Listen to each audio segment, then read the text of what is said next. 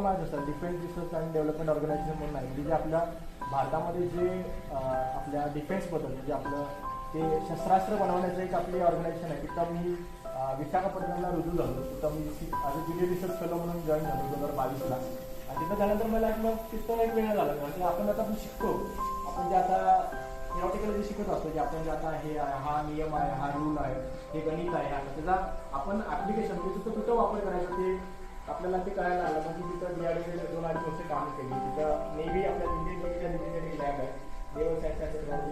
तिथं मी काम केलं तेव्हा 2-2.5 वर्ष. ते करत असतानाच मी इस्रोची परीक्षा दिली होती आणि इस्रोची परीक्षा दिली 2024च्या जानेवारीमध्ये. आणि माझा सप्टेंबरला इंटरव्ह्यू झाला. केरळामध्ये एक विक्रम साराभाई स्पेस सेंटर आहे, तिथं इंटरव्ह्यू झाला माझा. जवळपास 30-1 मिनिटाचा इंटरव्ह्यू झाला कारण की जवळपास. आणि इंटरव्ह्यू झाल्यानंतर माझा रिझल्ट लागला 2024च्या डिसेंबरला. आणि मला तर सध्या सतीश धवन स्पेस सेंटर आहे